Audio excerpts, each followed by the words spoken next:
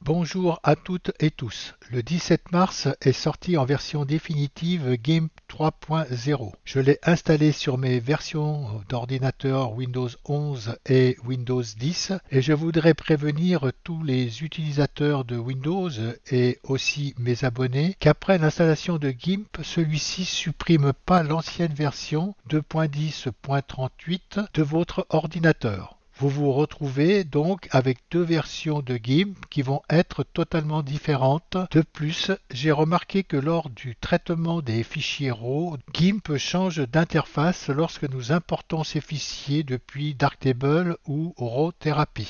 Nous allons voir ces bugs et ces nouveautés qui sont nombreuses dans cette version de GIMP 3.0.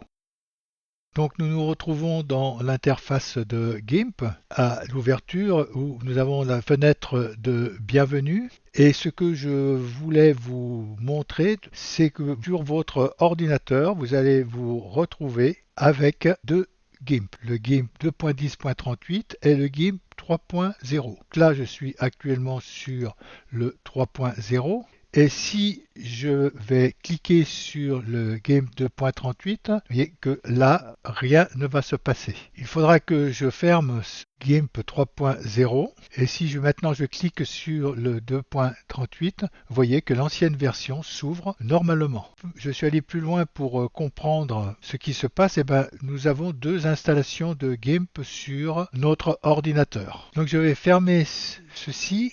Là, je suis sur la version de GIMP 2.10.38. Je suis allé sur l'explorateur de Windows pour voir ces deux fichiers. Et j'ai fait des captures d'écran de ces deux fichiers. Donc voilà la capture d'écran que j'ai fait avec l'ancienne version de GIMP que je vais mettre ici.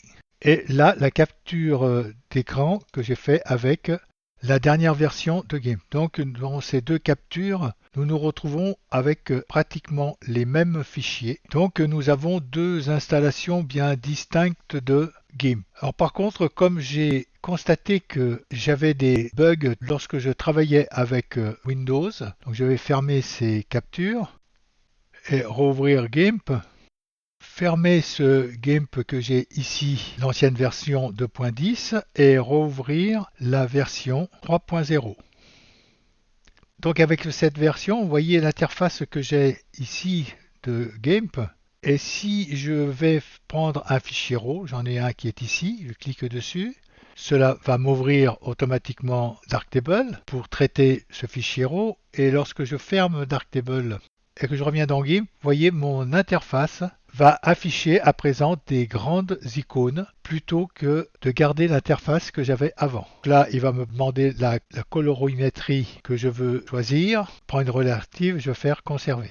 Ensuite, il va me demander si je souhaite la photo originale ou la photo qui est retournée. Je préfère la photo originale, donc je vais cliquer sur celle-ci. Donc voilà le problème que j'ai trouvé, parce que vous voyez là l'interface que j'ai qui est beaucoup plus grande. C'est pas un bug très important, mais un peu gênant. Je ne sais pas ceux qui se servent de Apple ou de Linux si ils ont le même problème. Mais voilà pour la première chose que j'ai à dire. Donc pour tous les utilisateurs de Windows, je vous conseille de ne pas retirer tout de suite cette ancienne version de votre ordinateur. Vous allez pouvoir travailler ainsi sur les deux versions. Si vous rencontrez des bugs ou quoi que ce soit, vous pourrez revenir sur l'ancienne version et ce n'est pas plus mal d'ailleurs que les développeurs n'ont pas retiré l'ancienne version lors de l'installation de cette version de GIMP 3.0. Alors en ce qui concerne les nouveautés, je vais fermer cette interface là qui est grosse et rouvrir GIMP 3.0. La première version de GIMP 3.0 est enfin là. Et à sa première ouverture, vous allez avoir cette fenêtre qui va s'ouvrir sur vos créations et qui va afficher les dernières images qui ont été ouvertes avec GIMP. Dans cette fenêtre d'ouverture, vous allez avoir la bienvenue où vous trouverez le site web de GIMP en cliquant sur cette icône. Vous pourrez aussi trouver tous les didacticiels de GIMP en cliquant dessus cette icône aussi. La documentation. Tous les contributeurs, les développeurs qui ont travaillé pour GIMP et tous les changements qu'il y a pu y avoir entre cette version qui est apparue et les précédentes.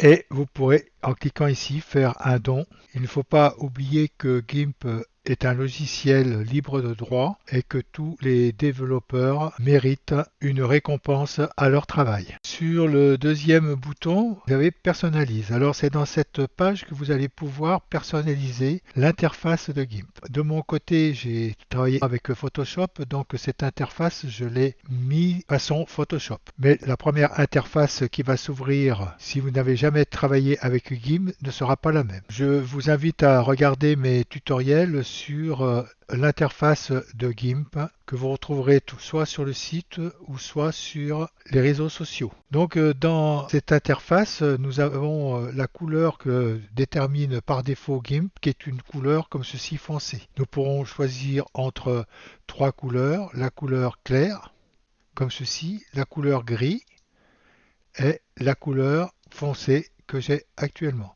Avec GIMP 3.0, il va utiliser GTK 3 qui va lui permettre d'avoir un bureau moderne. Donc avec ce bureau, nous allons ici la possibilité d'avoir d'autres icônes. Alors là, nous avons les icônes par défaut que nous avons toujours connues dans GIMP où on pouvait les mettre soit en noir et blanc, soit en couleur. Mais à présent, en cliquant sur ce menu déroulant, je vais avoir les icônes de Legacy. Donc nous avons ces icônes qui sont ici, vous voyez, qui sont plus colorés, qui ont un aspect 3D et qui sont jolis. Et on va pouvoir avoir la case à cocher de utiliser les icônes symboliques si elles sont disponibles. Là, si je décoche cette case, là, vous voyez qu'il n'y a pas de changement parce qu'il n'y a pas d'icône symbolique qui était ouvert. En dessous, nous allons pouvoir travailler sur la grandeur des icônes. En cliquant sur cette case, je pourrais travailler sur les icônes. Là, je suis en icône médium. Je pourrais mettre des icônes tout petits, vous voyez, comme ceci, ou sinon très larges, comme ça, ou encore plus larges. Tout dépend de votre écran sur la présentation des icônes et en même temps aussi la présentation des fenêtres. Je vais en remettre en médium et nous allons aussi pouvoir travailler sur l'ensemble justement de l'ouverture de ces fenêtres. Là, je suis à 100%. Vous voyez, si j'augmente, toutes les éditions fichiers augmentent aussi. Et toutes mes fenêtres de chaque côté augmentent. Je vais laisser ceci comme ceci, là, à 100%, comme il était, par défaut. Et nous allons pouvoir choisir la langue système. Donc, en cliquant sur ce menu déroulant, je vais pouvoir choisir entre toutes ces langues. En l'occurrence, je vais rester en français. Et en dessous, nous pourrons aussi fusionner le menu de la barre des titres. Mais si j'active cette icône, cela va se faire qu'au prochain redémarrage de GIMP. Et nous pourrons aussi utiliser des groupes d'outils. Vous voyez que quand je reste sur cette icône, je vais avoir les groupes sur le lasso, par exemple. Je pourrais faire la sélection au ciseau, l'extraction du premier plan, et ainsi de suite. Donc ça, c'est sur la personnalisation de Darktable. De mon côté, je vais laisser comme j'étais au départ et remettre les icônes par défaut. Et là, je vais rassembler ici. J'ai changé le format de ma fenêtre pour avoir l'alignement d'icônes comme ceci. Donc pour ces réglages d'icônes, je vous renvoie sur l'interface de GIMP que vous retrouverez dans mes vidéos sur les réseaux sociaux et sinon sur le site. Nous avons le bouton suivant qui va nous ouvrir la page de la contribution. Alors dans cette fenêtre, vous allez pouvoir signaler les rapports de bugs à GIMP, ce qui est assez important parce que chacun d'entre nous avons un ordinateur avec des différents logiciels et il arrive souvent qu'il y ait des entrées dans les menus ou dans les logiciels qui arrivent à créer des bugs entre eux. Alors donc en cliquant sur ce rapport de bugs, vous allez être dirigé directement sur cette page et où vous allez pouvoir soumettre votre rapport ici. Alors n'oubliez pas de donner votre système d'exploitation et ainsi que tous les composants de votre ordinateur. Je vais fermer cette fenêtre et en dessous vous allez pouvoir, si vous êtes développeur, créer vos codes pour travailler avec GIMP. Donc vous allez pouvoir créer des codes de développement et vous allez trouver sur cette page tous les codes que vous pouvez employer. Je vais fermer cette fenêtre. En dessous, si vous voulez participer, vous pourrez aider la traduction des logiciels. C'est très important. Donc en cliquant ici, vous allez pouvoir participer à la traduction de Darktable. Il faudra choisir votre langue ici et d'intégrer l'équipe française pour les traductions de Darktable. Je vais refermer cette fenêtre et en dessous vous allez pouvoir faire un don à tous ces développeurs. Car il faut reconnaître que GIMP est un logiciel libre de droit, mais qu'il y a des personnes qui travaillent sur le développement de GIMP et c'est pour ça que nous avons cette version de 3.0. Et pour perpétuer la vie du logiciel GIMP, il est sympa de votre part d'envoyer un don. Certains payent 10 euros voire 15 euros par mois pour des logiciels. Là, un don de 15 euros par an, je pense que ça leur ferait déjà plaisir. En dessous, c'était la première page qui s'était ouverte. Nous allons avoir ici toutes nos dernières images avec lesquelles on a travaillé. Il suffira de cliquer sur une image, la choisir et faire ouvrir pour que celle-ci s'ouvre dans Darktable. Et là, nous avons toutes les notes de mise à jour. Donc cette page sert plutôt à tous ceux qui développent GIMP et chaque fois qu'ils ont fait une nouvelle mise à jour, elle est portée ici. Et donc ceux qui travaillent derrière savent que le travail a changé sur cette partie. Donc je vais fermer cette fenêtre. J'ai oublié de vous le dire quand j'étais sur création. Ici, vous pouvez éventuellement cocher cette case pour voir cette fenêtre au démarrage. Mais on va pouvoir la retrouver dans le menu d'aide si vous le souhaitez la revoir. Là, je vais cliquer justement pour pas revenir sur cette image lorsque je vais rouvrir GIMP et je vais faire fermer. Nous avons l'interface que nous avons au démarrage avant. Donc là, pour ouvrir un fichier, je vais pouvoir faire fichier. Je vais faire récemment ouvert et je vais ouvrir cette image. Alors les points forts de cette nouvelle version, cela va être sur les filtres. Vous allez avoir la possibilité de revenir sur les filtres. On appelle ça le travail non destructif. Cela, ça va être sur les filtres les plus courants. Par exemple, si je veux créer un filtre sur cette image, que je vais faire un flou lumineux, je vais ramener ici cette fenêtre, que je vais changer la force du seuil du flou. L'image commence à flouter et que je fasse valider. Donc avant, nous ne pouvions pas revenir sur ce filtre que je viens de mettre sur cette image, mais à présent, en cliquant sur cette icône et que vous voyez que j'ai fait un flou lumineux, je peux désactiver ce flou lumineux sur mon image et ainsi aussi enlever ce filtre. Même si je fermerai cette fenêtre, vous voyez que ce filtre n'est pas réactivé. Pour le réactiver, je pourrais revenir dessus et le réactiver comme ceci. Et cela pour tous les filtres les plus communs que nous employons. Nous pourrons faire ça aussi sur plusieurs filtres. J'ai réalisé un atelier sur ces filtres que j'ai nommé GIMP 3.0, les filtres non destructifs que vous pouvez voir sur le site. Alors sinon, ce que nous avons à dire surtout, c'est aussi par rapport à ces filtres.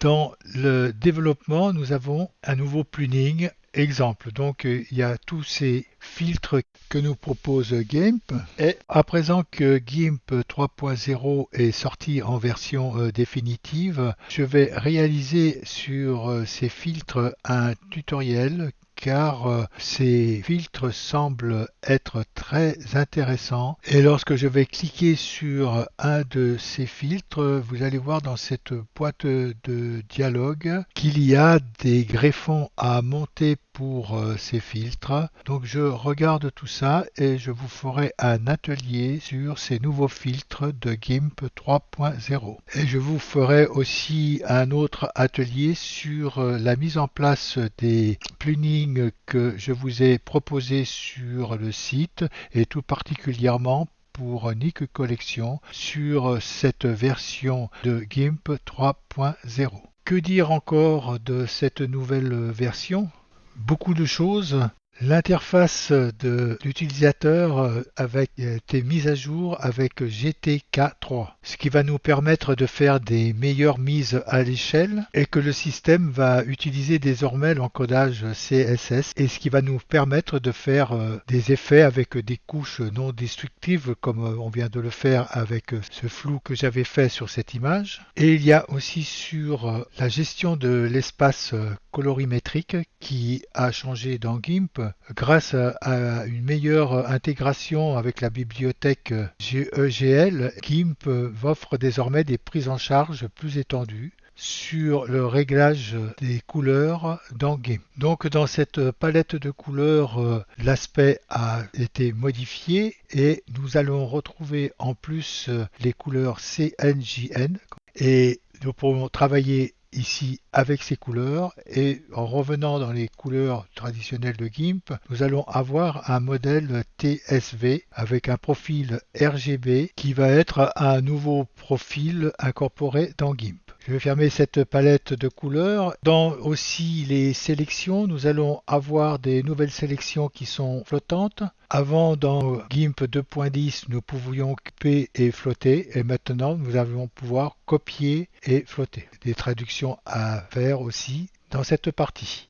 Alors aussi, à présent, sur les calques, nous avons maintenant la possibilité avec GIMP 3.0, en cliquant sur le cadenas, nous allons pouvoir choisir entre verrouiller les pixels ou sinon verrouiller la position et la taille ou verrouiller la visibilité ou verrouiller le canal alpha. Donc on pourra travailler sur différentes options avec GIMP à présent sur le verrouillage des calques. Alors nous avons aussi GEGL qui a été énormément modifié. Pour cela, quand on va dans Outils et puis Opération GEGL, nous avons de nombreux filtres qui ont été rajoutés par rapport aux versions 2.10. Vous voyez, à présent, nous sommes avec une toute nouvelle version de GIMP qui va nous promettre de nombreuses surprises. De mon côté, je vais réétablir un nouveau tutoriel sur GIMP 3.0 et comme je vous disais, pour tous ceux qui sont inscrits au site, je vous ferai des tutoriels sur la mise en place des plugins que je vous ai proposés et aussi sur les changements des ateliers. Je vous remercie de votre attention. Si ce tutoriel vous a plu, n'oubliez pas de cliquer sur j'aime ce contenu et puis si vous ne l'avez pas encore fait, abonnez-vous à la chaîne. Vous serez comme ceci averti des nouveaux tutoriels. Je vous dis à bientôt.